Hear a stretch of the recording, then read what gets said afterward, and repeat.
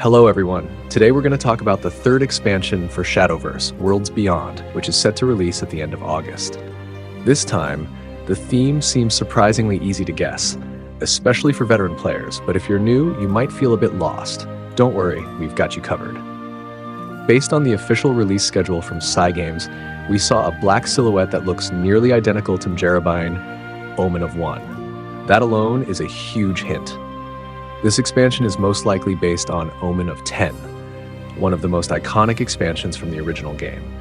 Our goal today is to help you understand what kind of mechanics and playstyles each class might get with their Omen. We'll also compare the original Omen effects to their likely Worlds Beyond versions, and talk about how well they might synergize with cards from the last two expansions. For context, Omen of 10 was so popular that it even got a follow-up expansion. So there's a lot to work with here. We'll go class by class, starting with Forest, then Sword, Rune, Dragon, and Abyss, which will definitely be one of the most interesting ones to talk about. After that, we'll cover Haven and Portal, and finally we'll take a look at neutral cards, including a certain shadowy figure you may have seen already. Let's get into it. In the beautiful mystical depths of the forest, we meet Izudia, Omen of Unkilling. Life, spirit, everything decays. Izudia's power lies in weakening enemy followers by first setting their attack to 0, and then wiping them from the board. He's designed for control-style forest decks, where your goal is to stall, control the tempo, and aim for a turn 10 finisher. That's where his second effect comes in. Izudia lowers your opponent's maximum defense, forcing an eventual win even if they've been playing safely. In the original game, one version of Izudia reduced the opponent's defense to 6. His later version dealt 20 damage at the end of their turn. Brutal, right? Like all Omens, Izudia doesn't fight alone. He's backed by a full ecosystem of support followers. You've got the servants, our full-time workers, the disciples, devoted interns, and finally the apostle, aka the manager, keeping the whole operation on track. This structure applies to every Omen across all classes. For Forest, you could see Izudia paired with cards like Titania, Queen of Fairies, and Rose Queen.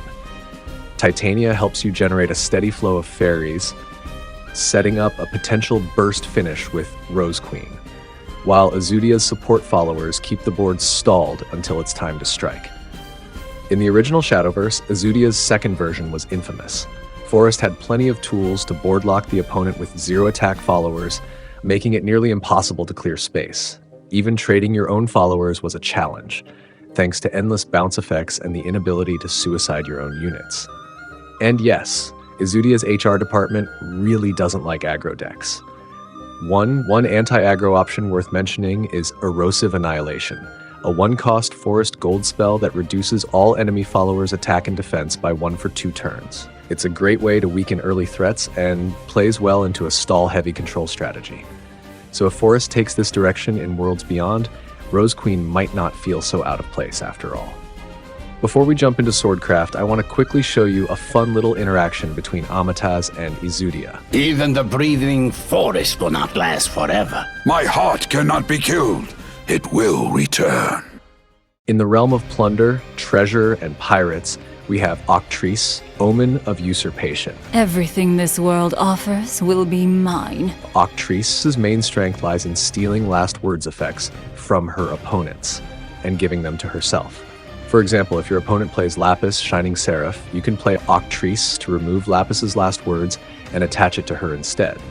So if Octrice dies, you get the crest, while your opponent's Lapis just sits there with no effect at all. Her second key mechanic is loot generation. There are 4 loot cards in total. One gives +1/+1 to an allied follower, one restores 2 defense to an ally, one grants rush, and one deals 1 damage to an enemy follower. In her original form, Octrice was often just a tech card. Sword didn't have a strong enough payoff for the loot cards her followers created. But everything changed with her second version. This time, Octrice could copy all base effects from an enemy follower, things like Storm, Bane, Drain, Ward, Fanfare, Rush, and more. The only thing she couldn't copy was Evolve effects. She also became the centerpiece of a full loot deck. When evolved, she gave you a token spell called Remnant of Hollowness. Remnant of Hollowness Fusion, loot cards. Whenever cards are fused to this card, draw a card. deal a pool of 4 damage split among all enemies. If you've fused at least 4 loot cards, deal 8 damage instead.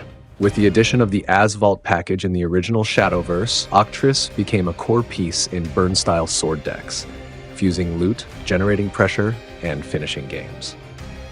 I'll actually show a short example from my keyword and crest protection video. If you're a newer player, that video can help you understand the mechanics better. And don't worry, I've added timestamps so you can find what you need quickly. Oh, how I miss the tides!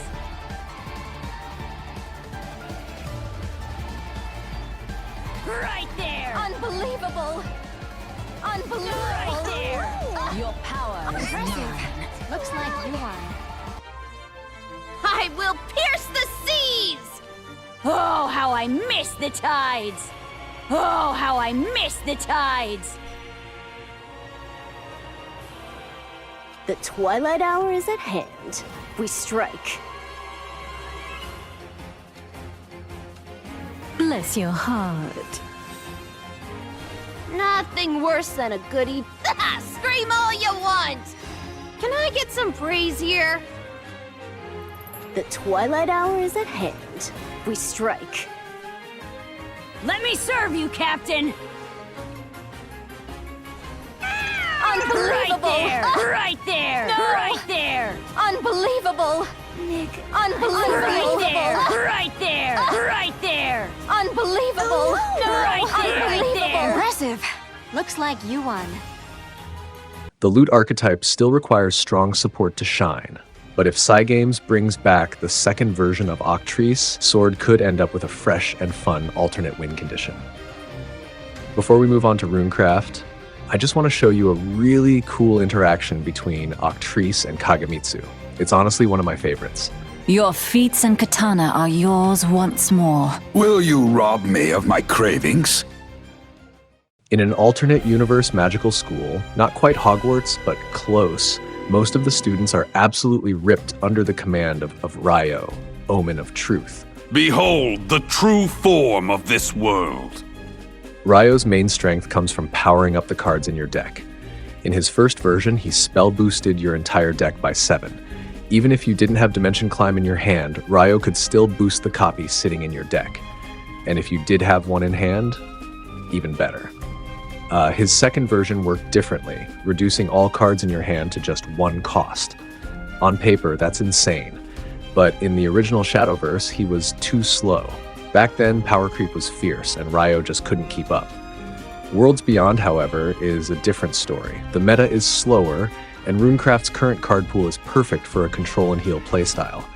Both versions of Ryo could actually shine here. If Cygames brought back the second version, there's potential for some truly cursed synergies, especially with Dimension Climb and Ruler of Cocytus. Here's how it could go. You play Ryo. Maybe you already have a Dimension Climb in hand. After Ryo, every other copy in your deck now costs 1. You refresh your hand, maybe draw Cocytus, who also costs 1, then chain more card draw, drop multiple threats, and bam, pull off a potential OTK combo. If this happens, well, God bless us all. Rune could turn into a 1-turn kill machine, even cutting Kuon to run 2 to 3 copies of Ruler of Cocytus. Honestly, even talking about it gives me nightmare fuel. Anyway, like always, here's a little heated debate between Ryo and Kuon. I will reveal all that is hidden. Fact. Truth. More like nonsense. In the realm of mighty dragons, there's one queen who challenges everyone to a roosting contest. Galm, Omen of Disdain. Get in, loser! We're spreading disdain! Galm's main strength comes from damaging your own followers. In her original form, whenever she took damage and survived, she dealt 3 damage to a random enemy follower and 3 damage to the enemy leader. This was easy to trigger, either through combat trades, her auto-evolve effect when Overflow was active, or by using her Disdain support cards. When Galm is in play, pain isn't a setback, it's the game plan. Her support lineup included cards like Servant of Disdain and Disciple of Disdain for card draw and Apostle of Disdain, who had base storm and gained +2 attack every time she took damage. Disdainful Rendering let you deal 1 damage to an allied follower, then 3 to an enemy follower, while Craving Splendor gave any follower mighty 4 defense but plus 4 attack, ally, or enemy. The whole Disdain package was extremely strong. Her second version, often referred to as the Omen of Storms form, added even more firepower. On Fanfare, she gave you Disdainful Rendering for free. If you evolved her, you got a token spell called Fangs of Ardent Destruction. This spell dealt 1 damage to an allied follower and gave it +1/+1. But if you targeted Galm herself, she gained Storm and dealt 2 damage to all enemy followers. Here's the kicker. Upon evolving, you also gained a crest effect that generated another Fangs of Ardent Destruction once per turn whenever one of your followers took damage. If you had 10 play points, you'd even get a Fangs right on her Fanfare. If Cygames keeps her effects close to the original, Dragon could be one of the top contenders in the 3rd expansion. Honestly, it's still funny to me that Galm wasn't an Abysscraft card, since hurting your own allies for power is kind of their thing. When she was first revealed, I thought she'd be more of a discard support card for Dragon. Anyway, Galm also has a fun little interaction with Phylene, and I've got that clip ready for you.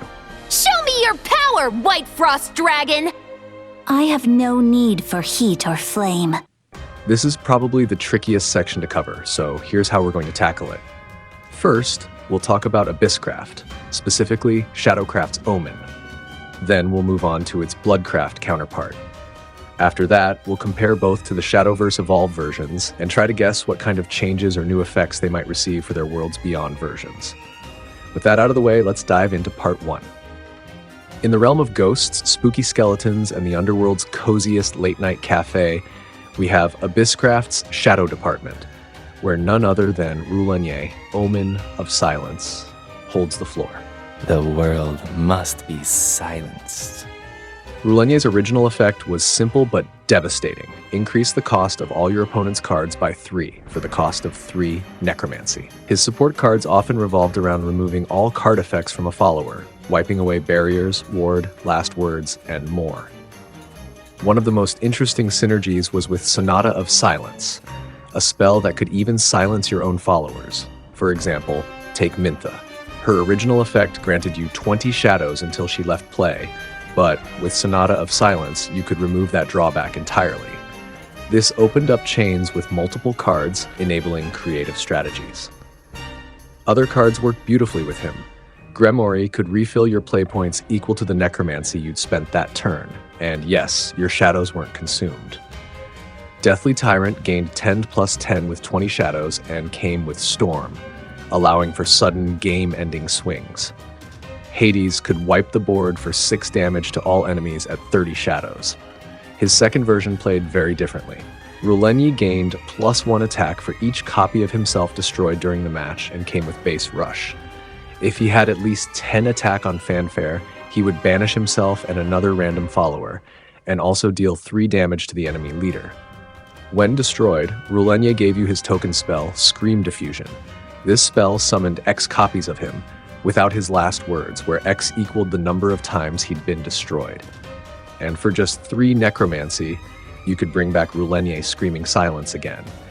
He had further synergy with cards like Spiteful Screams, which could trigger the last words of one of your allied followers without destroying them, or simply strip all effects from an enemy follower. In Shadowverse Evolve, Rulenye's card design stayed close to his first version. So, what can we take away from all this? Rulenye has always been tied to Necromancy. I personally doubt we'll see anything close to his second version in Worlds Beyond. It would be far too broken, especially with Xella in the format.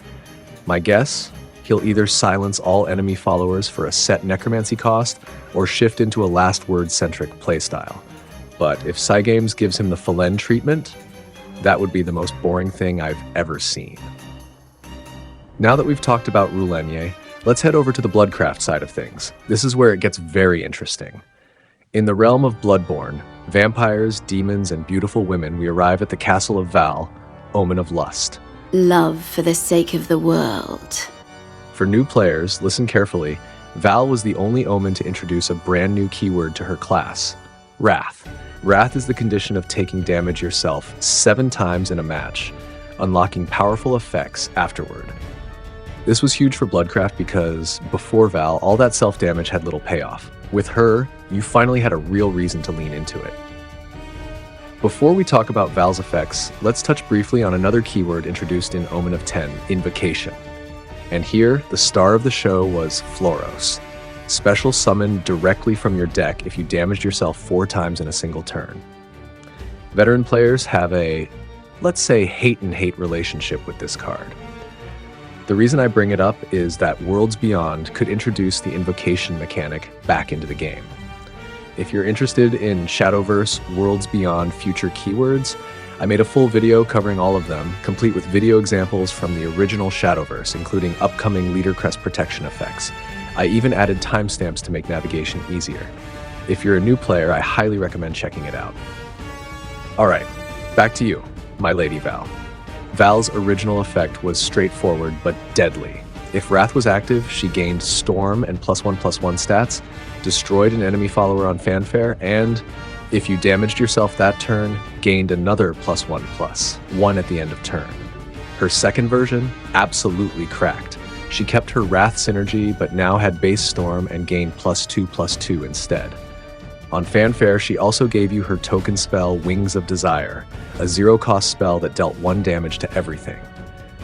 For Enhanced 2, it did it twice. When she died, you shuffled 7 copies of her without last words into your deck. Mathematically, that meant you could end up with 30 copies of Val in total. Now here's where things get really interesting. In Shadowverse Evolve, the TCG merged Shadowcraft and Bloodcraft into Abysscraft, introducing the Sanguine mechanic. Sanguine activates if you've damaged yourself at least once, similar to Wrath, but easier to trigger.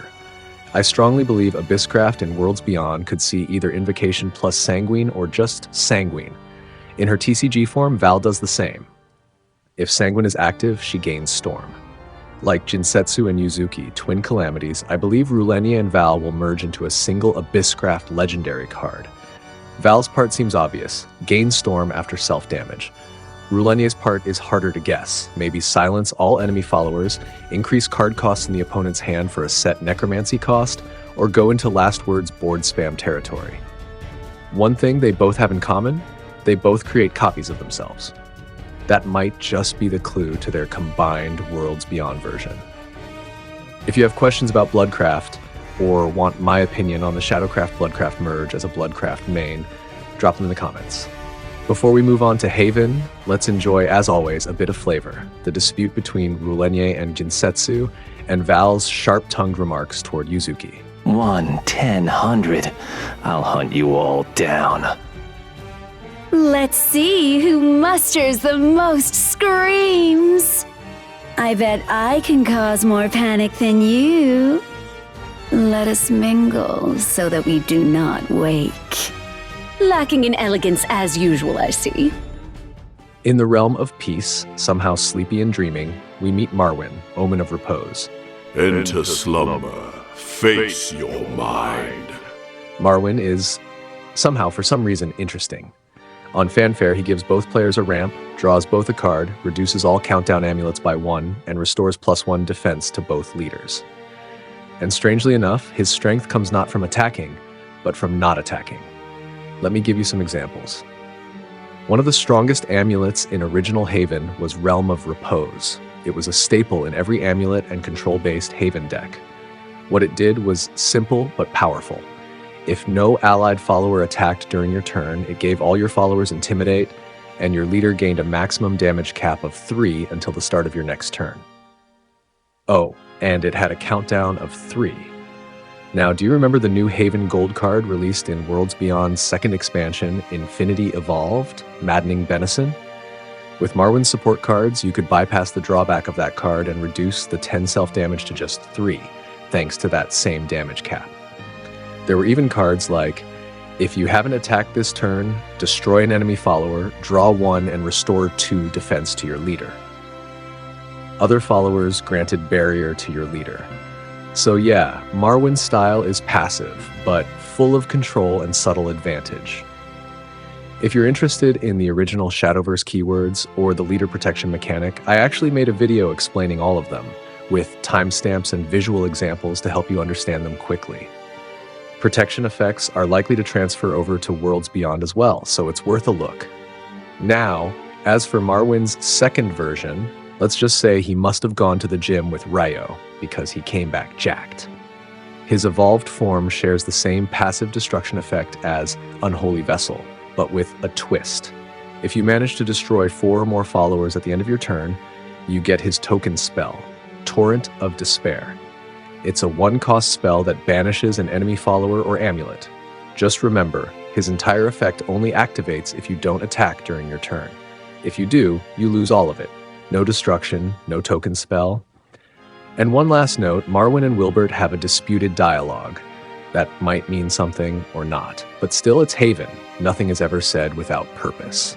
Salvation lies in the sea of mourning. Hope that is given can only be false. In the realm of advanced technology, artificial intelligence, and a future I personally dream of living in one day, we find Lashena, Omen of Destruction. Show me how much you worship me! Lashena's strength lies in sacrificing her own followers to fuel powerful effects. When you evolve her, you receive an artifact amulet called Destruction in white. It costs 10 play points, but the cost is reduced by 1 each time an allied follower is destroyed. When played, Destruction in white restores 2 defense to your leader at the start of your next turn. Then, you also receive her second amulet, Destruction in black, which also starts at 10 cost and deals 10 damage to all enemies at the start of your next turn. As you may have guessed, Lashena thrives in puppet-style decks, where you can rapidly reduce her amulet costs by destroying cheap followers. You might also be thinking of Orcus, right? The synergy is definitely there, but there's one problem, board space. You only receive Destruction in black if white was played first. By that point, Orcus will have already summoned Lloyd, meaning you'll be down to just 1 board slot. That's something Cygames would need to consider carefully if they plan to bring back her original version in Worlds Beyond. Speaking of which, her first version was actually more balanced, but Lashena got a major upgrade in her second form from Omen of Storm.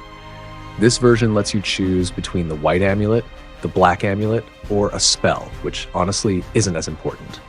And if 10 allied followers have already been destroyed, you just get all 3 cards added to your hand with no evolution required. That's a massive leap in value. Let's take a look at her 2 amulets, which, let's be honest, kind of look like wireless Bluetooth earbuds. Both cost 8, and again, their cost is reduced each time an allied follower is destroyed. The white egg restores 4 defense to your leader on fanfare. At the start of your next turn, it restores another 4, but only if the black egg is also in play. If not, it just restores 2. The black egg works the same way, but with damage instead of healing. It deals 4 damage to the enemy leader on fanfare, and at the start of your next turn, it deals another 4 if the white egg is in play, or just 2 if not. So in short, the white egg heals 6 total without the black egg, or 8 if the black is in play. The black egg deals 6 damage without the white egg, or 8 with it. As for her token spell, it's not a must-have, but nice to have. It lets you destroy an allied follower or amulet, deal 3 damage to an enemy follower, and 1 damage to the enemy leader. Since Lashena and her amulets can't be destroyed by effects, you can actually target them freely to trigger other effects. Her evolve effect is also powerful, as it reanimates a 0-cost, 1-cost, and 2-cost follower. Excellent for puppet decks. As you can see, her second version is cracked, super strong, and arguably a bit broken. That's why I think if Cygames brings her back, it's much more likely to be the original version, balanced around evolving her to access the white amulet. Oh, and one last tip. If you're playing against Lashena Portal, make sure to bring your Odins to the battlefield. Since her amulets can't be destroyed by effects, Odin's Banish is one of the only reliable ways to get rid of them before they activate. Definitely something to keep in mind if you don't want to get blown up or out-healed next turn. Before we head into the final neutral section and our last 2 Omen characters, as always, I want to show you one of my favorite little character interactions, Lashena versus Ralmia. I wreck stuff faster than you do. I'll surpass your charm, too. Congrats everyone, we've made it to the final line. As we mentioned at the start of the video, Mjerabain, Omen of 1. Let's begin with him first. Flock in congregation, and die in isolation. Mjerabain, also called Jerry, is known as the Omen of 1 because he's played in a Highlander deck. A Highlander deck is built without any duplicates. meaning Jerry is the only card in your deck you can have 3 copies of, and everything else must be singles. Once you fulfill this condition, you gain a crest effect that activates at the end of your turn. If you have only 1 follower on the board, it gains +2/+2, then you deal 2 damage to a random enemy follower and also 2 to the enemy leader. When he was first revealed, he sparked a lot of discussion and meme deck building. He was mostly played in Dragon, but every class tried to meme with him. His second version, however, is better than ever. It banishes all duplicates in your deck, except himself, and when you have 20 cards or fewer left in deck, you gain a crest effect. That crest makes all your followers that cost 5 or less deal 5 damage to a random enemy follower upon entering. And if they cost 6 or more, they also deal 3 damage to the enemy leader. When you evolve Jerry, you get his token spell, Great Testimony, which destroys an enemy follower for free. And if you have 20 cards or less, it also deals 3 damage to the enemy leader. His second spell, Second Advent of the Omens, recovers 2 evolution points, draws a card, and restores 2 play points. If you have no duplicates in your deck, which should never be a problem in Highlander.